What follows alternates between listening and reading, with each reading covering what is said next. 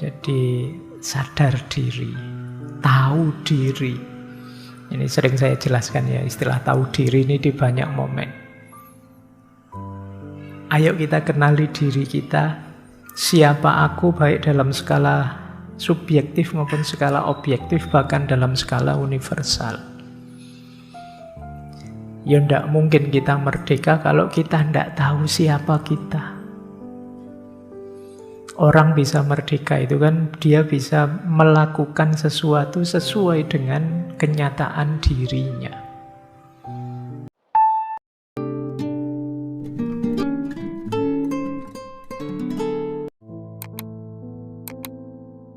Assalamualaikum warahmatullahi wabarakatuh. Mari kita lanjutkan lagi belajar kita. Malam hari ini kita masih ada di bulan kemerdekaan, di tema kemerdekaan, dan kita bertemu kembali malam hari ini dengan beliau Ibrahim Datuk Sultan Malaka, yang kita kenal dengan nama Tan Malaka. Dulu kita pernah membahas beliau, mungkin lebih fokus pada madilognya. Malam hari ini kita bahas di aspek gagasan beliau tentang merdeka 100%. Mungkin ada yang tanya, Pak kok Tan Malaka sih Pak, kok enggak tokoh yang lain? Ya kebetulan bulan ini siapnya itu aja ya. Dia tokoh yang lain insya Allah kapan-kapan. Dulu tentang merdeka kan kita sudah pernah membahas beberapa tokoh, termasuk dari Pak Karno juga sudah pernah tentang apa itu merdeka. Ya nanti pelan-pelan lah, wong yo ngajinya kan kita istiqomah terus. Silahkan saja teman-teman kalau ada yang request tema, tapi dituruti atau tidak ya nunggu isyarat dari yang di atas. Baik, bismillah, yuk kita mulai belajar tentang bagaimana sih merdeka 100% menurut Tan Malaka, yang membuat beliau kemudian tidak sehaluan dengan beberapa tokoh yang lain yang punya strategi berbeda untuk kemerdekaan. Oke, bismillah, kita mulai. Ini sebelum masuk ke pikirannya ya, kita bolak-balik membahas tentang kebebasan dan kemerdekaan. Apalagi teman-teman ini yang muda-muda itu kan senang sekali kalau mendengar kata-kata bebas, merdeka. Kuncinya kemerdekaan itu sebenarnya ada di jiwa kita yang merdeka. Kalau jiwa kita tidak merdeka, situasi merdeka seperti apapun tidak akan efektif. Sekarang bahkan di dunia pendidikan sedang dicanangkan merdeka belajar. Oh, itu kalau tidak ada jiwa merdeka di balik kemerdekaan belajar itu ya jatuhnya nanti sama saja. Kalau jiwamu bukan jiwa merdeka, begitu kamu saya merdekakan, yang terjadi dua. Yang pertama kamu bingung, yang kedua kamu tanya saya, lah terus saya harus ngapain Pak? Kenapa? Jiwamu belum merdeka. Jiwa yang merdeka itu isinya 4 ini cirinya. Yang pertama, self-awareness. Jiwa yang merdeka itu sadar tentang dirinya. Aku itu siapa? Ciriku bagaimana? Kesukaan, ketidaksukaanku apa? Bakatku apa? Aku tidak mampu apa? Kamu ngerti benar tentang dirimu. Aku ini ya mahasiswa, Kalau mahasiswa berarti aku dituntut ini itu, tidak boleh ini itu. Aku ini orang Indonesia, berarti aku hendaknya melakukan ini, jangan melakukan itu. Aku ini seorang Muslim, berarti aku harus melakukan ini, tidak melakukan itu. Itu namanya self-awareness. Jadi sadar diri, tahu diri. Ini sering saya jelaskan ya, istilah tahu diri ini di banyak momen. Ayo kita kenali diri kita, siapa aku baik dalam skala subjektif maupun skala objektif, bahkan dalam skala universal. Ya tidak mungkin kita merdeka kalau kita tidak tahu siapa kita. Orang bisa merdeka itu kan dia bisa melakukan sesuatu sesuai dengan kenyataan dirinya. Baik, yang pertama ya, jadi belajar itu penting. Khususnya belajar mengenali diri kita. Makanya minggu lalu kita belajar tentang Erich Fromm, tentang bagaimana sih banyak orang kok tidak sadar kebebasannya, malah lari dari kebebasannya. Karena dia tidak kenal dirinya, sehingga tergantung pada orang lain. Yang kedua, jiwa yang merdeka adalah jiwa yang self-respect. Jiwa yang menghargai dirinya, menerima dirinya, meskipun dia tahu ada kekurangan-kekurangan, kelemahan-kelemahan. Ini namanya self-respect. Jadi yang tadi kalian pelajari, siapa aku, ciriku bagaimana, yang harus aku lakukan apa, yang jangan aku lakukan apa, itu terus kita hargai. Ya banyak kan hari ini orang yang tidak menghargai dirinya, tidak menghargai lingkungannya, tidak menghargai rumahnya, tidak menghargai bangsanya, tidak menghargai negaranya. Akan berat. Kenapa? Karena kalau minggu lalu ada istilah kita itu memerlukan keberakaran. Kita itu bisa berakar kalau kita self-respect, kita menghargai keberadaan kita, tempat di mana kita berada, situasi di mana kita hidup. Nah, sekarang mulai banyak narasi-narasi yang menurut saya nadanya pesimis. Nadanya mungkin karena kekecewaan, nadanya tidak percaya diri, merasa bahwa salah saya hidup di Indonesia ini, salah saya, itu banyak begitu. Dasar warga Konoha, warga Wakanda, itu kan kamu. Jadi iya, ada banyak masalah di kita, ada banyak problem, tapi tidak berarti kemudian kita tidak respect pada diri kita sendiri, juga lingkungan dan akar kita. Yaitu jadi amanat tugas kita bersama-sama untuk menyelesaikannya. Jadi itu yang kedua ya, hargai dirimu. Orang merdeka itu ya dia akan menikmati keberadaan dirinya. Yang ketiga, self-reliance. Self-reliance itu mandiri. Dia bisa bersandar pada dirinya sendiri. Percuma kalian teriak-teriak merdeka-merdeka, tapi kalian punya banyak ketergantungan pada yang lain. Jadi mandirilah. Jadilah kalian, ya kalau memang ada urusan ketergantungan, kalian yang digantungilah.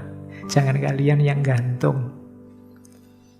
Mandirilah, selesaikan masalahmu, selesaikan problemmu. Kamu bisa mengatasi segala yang harus kalian selesaikan sendiri. Semakin kamu mandiri, semakin kamu bisa merdeka. Tapi kalau jiwamu, jiwa ingin dilayani, jiwa ingin diberi, jiwa ingin diatur, ya berarti kalian tidak mandiri. Mandirilah. Itu cirinya merdeka. Dan yang terakhir tentu saja self-confidence. Percaya diri bahwa saya mampu, saya bisa. Mungkin perlu ikhtiar ini, usaha itu, upaya ini itu, sehingga Saya bisa mandiri, tapi pasti saya bisa kok. Begitu kamu pesimis, merasa tidak bisa, 3 yang awal itu tidak ada gunanya. Begitu kamu minder, ya tidak ada gunanya bahwa kamu hebat, tidak ada gunanya bahwa kamu menghargai dirimu, tidak ada gunanya segala kesadaranmu tadi. Wong 3 yang atas itu kan jadi bekalmu untuk mengupgrade hidup. Jadi ini kunci ya, kita perlu jiwa yang merdeka. Mumpung ini bulan kemerdekaan, ayo kamu cek dirimu ada di level mana, sejauh mana kamu sadar diri, tahu diri, sejauh mana kamu menghargai, menghormati dirimu, sejauh mana engkau bisa mandiri, dan sejauh mana engkau percaya pada dirimu. Ini menentukan kemerdekaanmu.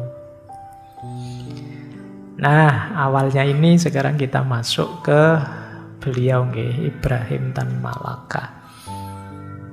Riwayat hidup saya skip ya, pokoknya beliau kelahiran 1897, meninggalnya 1949. Pahlawan nasional, tidak usah khawatir. Meskipun dinamika aktivisme beliau luar biasa. Jadi beliau ya awalnya sebenarnya ya guru karena beliau cinta ilmu. Waktu kecil di kampung ya pendidikannya paling pokok ya agama. Setelah itu beliau sekolah pendidikan guru, quick school, kemudian ngajar, kemudian kuliah di luar di Belanda, kemudian pulang. Saat pulang itu beliau diberi gelar datuk sekaligus ditawari istri. Datuknya diterima tapi istrinya tidak. Jadi bayangkan kalian kuliah jauh-jauh ke Jogja, begitu pulang alhamdulillah kamu lulus nak, terus kasih gelar, terus nih kamu sekalian bapak carikan jodoh. Cuma beliau lebih milih untuk beraktivitas ngajar sebenarnya beliau awalnya. Sampai kemudian beliau ke Jakarta, kemudian ke Jogja, kemudian sudah melalang buana kemana-mana sesuai dengan aktivismenya. Keluar masuk partai SI, PKI, bikin sendiri Murba, dan lain sebagainya. Dikagumi banyak orang, termasuk oleh Pak Karno. Bahkan ada yang bilang Pak Karno sempat berkata, nanti kalau saya jatuh, apa saya gugur dalam revolusi ini, yang ganti adalah Tan Malaka. Beliau disebut Bapak Republik Indonesia karena orang pertama yang menyebut negara kita ini harus jadi republik. Beliau menulis satu tulisan yang judulnya Narde Republik Indonesia, menuju Republik Indonesia. Beliau sangat dibenci oleh Belanda, makanya keluar masuk penjara. Jadi sering sekali, meskipun nanti akhir hidupnya ya beliau ditembak oleh anak bangsanya sendiri. Baik, tadi janjinya tidak cerita biografi, malah cerita ya. Tidak apa-apa wis ya. Untuk merefresh saja bahwa kita punya banyak orang hebat juga, meskipun kadang-kadang kita lupakan. Mungkin ini semacam tokoh. Jadi kalau di pewayangan itu ada tokoh anak-anaknya Bima, namanya Ontorejo sama Ontoseno. Ini saktinya luar biasa. Saking saktinya, akhirnya waktu perang oleh Krishna malah 2 orang ini harus disingkirkan. Terlalu sakti. Kalau ada 2 orang ini, cepat selesai perangnya. Makanya terus disingkirkan. Mungkin ada banyak tokoh yang ngalami nasib begitu. Karena terlalu sakti, maka Dia harus dipinggirkan, disingkirkan.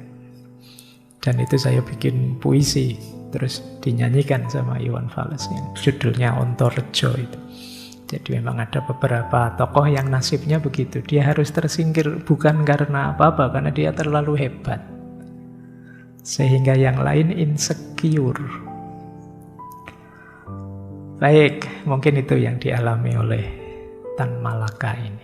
Meskipun ide-idenya luar biasa dan diakui, makanya beliau termasuk seorang pahlawan nasional.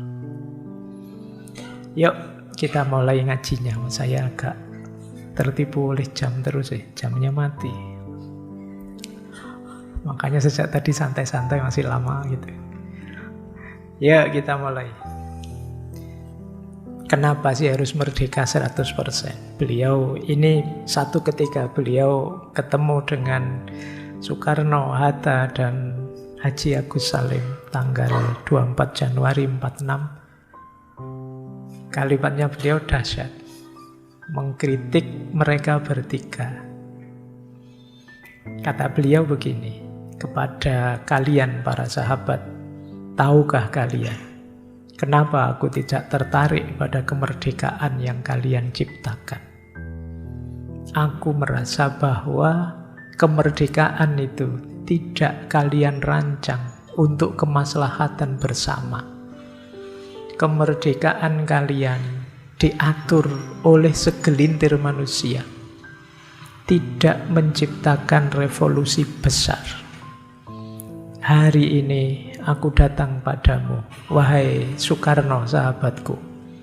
Harus aku katakan bahwa kita belum merdeka. Karena merdeka haruslah 100%. Hari ini aku melihat bahwa kemerdekaan hanyalah milik kaum elit yang mendadak bahagia menjadi borjuis, sukacita menjadi amtenar, pegawai negeri. Kemerdekaan hanyalah milik kalian, bukan milik rakyat.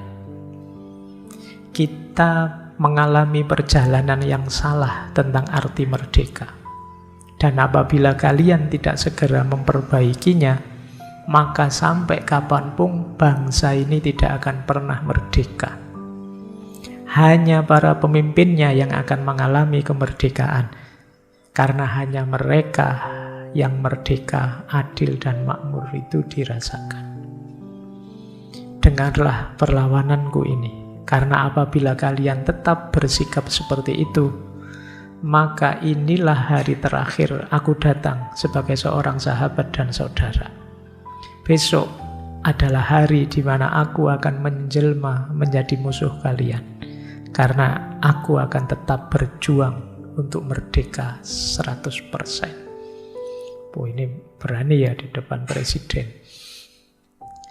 Cuma ya karena memang beliau aktivis pejuang yang tangguh, punya idealisme dan komitmen yang tinggi. Jadi beliau punya konsep yang ingin beliau perjuangkan.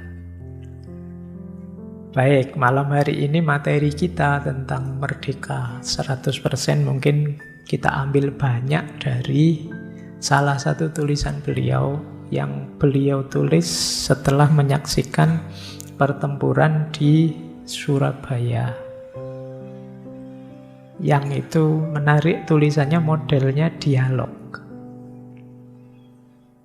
Jadi beliau bikin semacam drama yang di situ tokoh-tokohnya ada namanya si Kodam, ada namanya Denmas, ada namanya si Toke, pokoknya ada beberapa orang itu. Kalau si Kodam itu buruh, kalau yang Denmas ini bangsawan. Kemudian kalau yang si Toke ini ya pedagang. Toke biasanya kan Tionghoa. Kemudian ada lagi intelektual. Yang intelektual dikasih nama si apal. Intelektual kan biasanya apalan ilmu nih. Jadi ini orang-orang ini berdialog. Ada satu lagi, petani. Yang petani itu pakai nama si Pacul.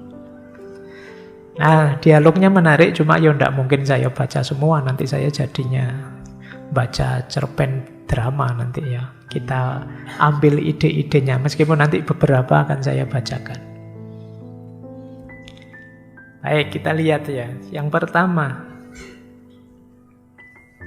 beliau mengkategorikan 3 jenis penjajahan yang bisa saja sampai hari ini kita masih terjajah. Yang pertama, jenis penjajahan atau imperialisme yang terang-terangan ngerampok. Jadi negara seperti Spanyol dan Portugis, kata beliau, yang ini biasanya cirinya ya memang ngerampok saja sih, masuk ke satu negara, menghisap sumber dayanya, mencari keuntungan sebanyak-banyaknya, melakukan intimidasi, menyerang, menaklukkan. Ini gaya pertama. Contohnya Portugis dan Spanyol. Kemudian beliau menyebut ada lagi gaya kedua. Kalau gaya kedua, ini seperti Belanda di Indonesia dengan VOC-nya. Jadi Belanda itu tidak datang kemudian menaklukkan, membunuh, tidak. Datang untuk dagang tapi melakukan monopoli.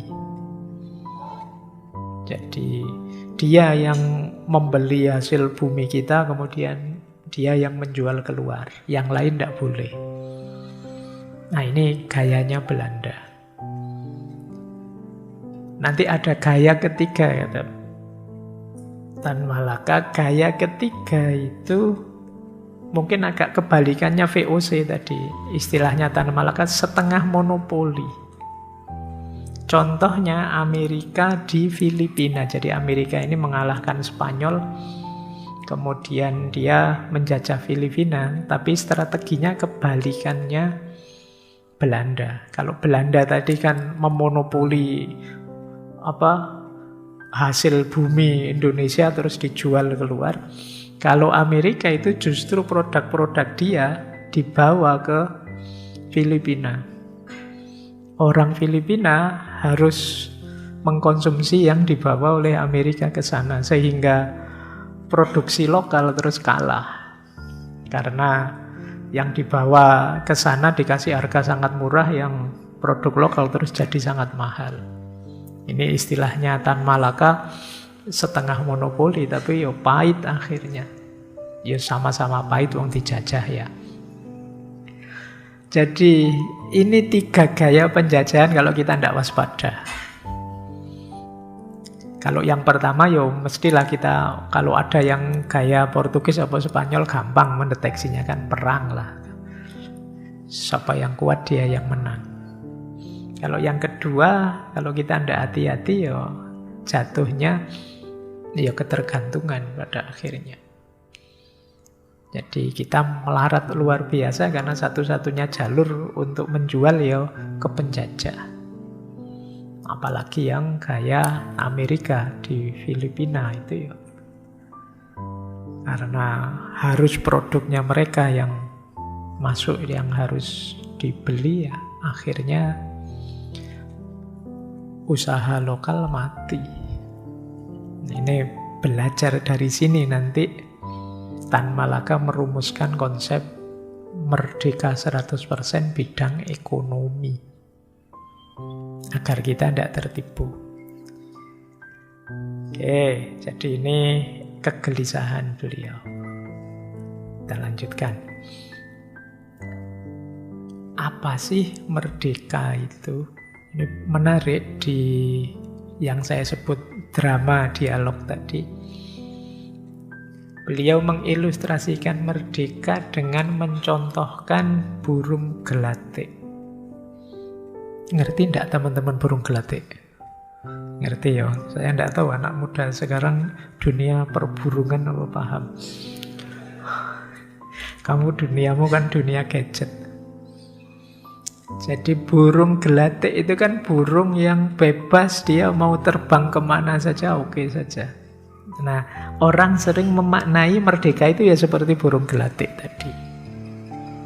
Padahal kata Tan Malaka masih belum luas itu. Jangan dikira burung gelatik yang bisa bebas terbang itu dia nyaman, dia senang. Dia juga banyak was-was. Kenapa? Musuhnya juga banyak. Ada kucing, ada manusia, ada yang burung elang yang sewaktu-waktu bisa makan dia. Maka tidak cukup dia bebas ngapain saja, dia harus juga hidup dalam satu sistem lingkungan sosial masyarakat yang melindungi dia dalam kebebasannya. Ini menarik ya. Ini kalau dalam konsep bahasa Inggris, burung gelatik yang terbang bebas kemana-mana tadi, itulah nanti yang kita kenal sebagai freedom. Kemudian adanya masyarakat yang melindungi burung gelatik sehingga dia bisa terlindung aman dari ancaman-ancaman musuh dari luar, sehingga dia bisa mengaktualkan kebebasannya. Itu kalau dalam bahasa Inggris itu nanti yang disebut liberty. Tapi jangan lupa juga, kadang-kadang burung gelatik itu ya nyusahi yang lain. Kata Tan Malaka, apalagi kalau dia bareng-bareng berkumpul, terus padi yang harusnya dipanen dia makan semua. Ini Tan Malaka ingin menunjukkan bahwa kemerdekaan itu tidak sama dengan, kalau bahasanya dulu waktu kita bahas Pak Soekarno, tidak sama dengan keliaran. Sesuka hati, seneng-seneng meskipun nabrak haknya orang lain. Jadi jangan dikira dia bebas terbang kemana-mana itu terus berarti ya itulah hakikatnya, ndak. Dia juga perlu naungan sosial yang nanti kita kenal liberty. Kemudian dia juga ndak boleh nabrak haknya orang lain. Karena apa? Ya karena orang lain juga punya hak. Misalnya kalian kesini, Pak, kan saya bebas toh Pak. Misalnya ndak pakai baju, hanya pakai kaos oblong saja misalnya. Iya sih mungkin kebebasanmu itu, tapi kalau teman-teman di sekitarmu nutup hidung semua, terus mereka ndak konsentrasi belajar, ya kamu makan haknya orang lain.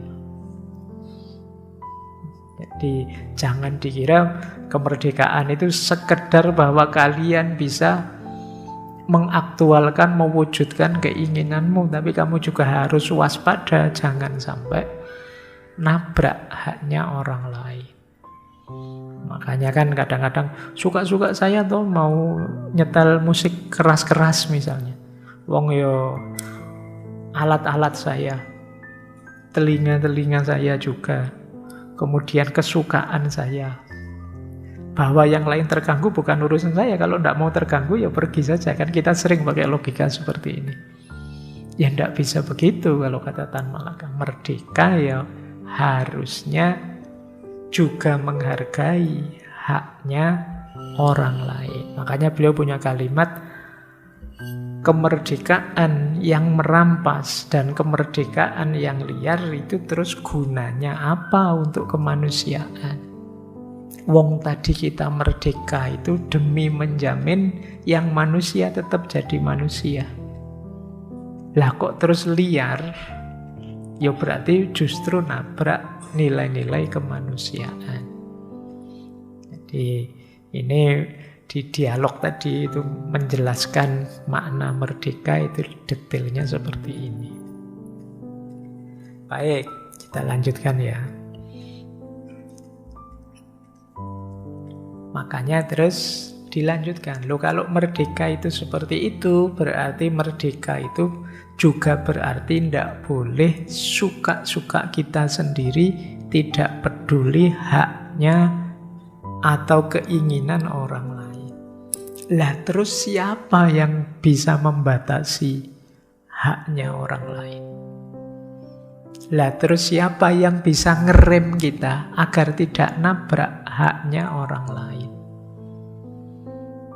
Di situ terus beliau punya teori, harusnya seperti kalau cerita-cerita zaman dulu, yang bisa ngerem kita, membatasi kita, melarang-larang kita agar tidak melakukan ini, melakukan itu, biar tidak menyusahkan yang lain, ya pemimpin. Kalau zaman dulu ya raja. Tapi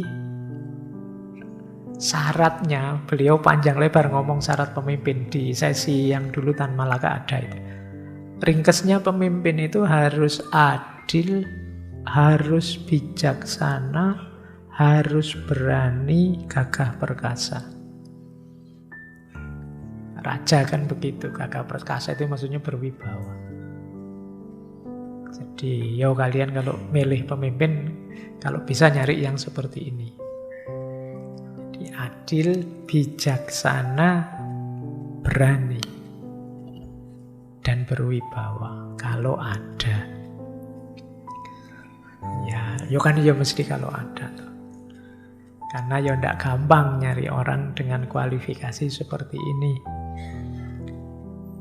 Lah kalau ndak ada, kan itu makanya beliau terus tanya, lah kalau ndak ada yang seperti itu, sebenarnya belakangan kemudian orang sadar, ya memang kalau diletakkan beban untuk menata, untuk ngerem, untuk ngatur orang hanya pada satu orang, ya berat. Ndak gampang lah, kalau orangnya ini yang langgar, yang hukum sopo terusan.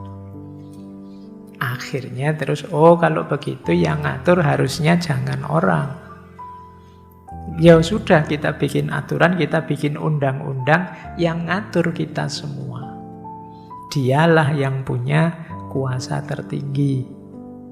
Itulah hari ini yang kita sebut konstitusi. Loh, lah terus siapa yang bikin konstitusi? Karena dia yang menguasai kita semua, kan tentunya siapa kemudian yang bikin? Ya tentu saja nanti jawabannya Tan Malaka di dialognya tadi ya rakyat atau yang mewakilinya. Kenapa harus ada wakil? Ya karena jumlahnya sangat banyak. Nah kalau semuanya ikut andil, tidak pakai sistem perwakilan, apa ya mungkin? Ini saat itu. Oke ya, jadi ini makna merdeka. Merdeka itu tadi diawali dari kebebasan yang jenisnya freedom, kemudian dilengkapi dengan liberty, kemudian dilanjutkan dengan penghargaan kita pada haknya orang lain untuk tidak dilanggar. Berarti perlu yang mengatur. Kalau ada sih bisa diatur orang yang sangat hebat, yang adil, yang bijaksana, yang perkasa, yang berani. Kalau tidak ada, ya aturan itulah yang punya kuasa untuk ngatur kita. Siapa yang bikin aturan? Kita semua. Karena kita semua terlalu banyak, ya melalui perwakilan. Makanya hakikatnya yang punya kuasa itu kita semua. Ya tentu saja melalui perwakilan. Ini sebenarnya kalian sudah paham lah. Ini sebenarnya teori politik yang sangat basic. Kita lanjutkan. Nah, kemudian di dialog itu juga diuraikan tentang apa sih isinya kemerdekaan itu. Tadi kita bilang saya freedom Pak, saya liberty Pak. Intinya kemerdekaan itu kedaulatan. Isinya kedaulatan.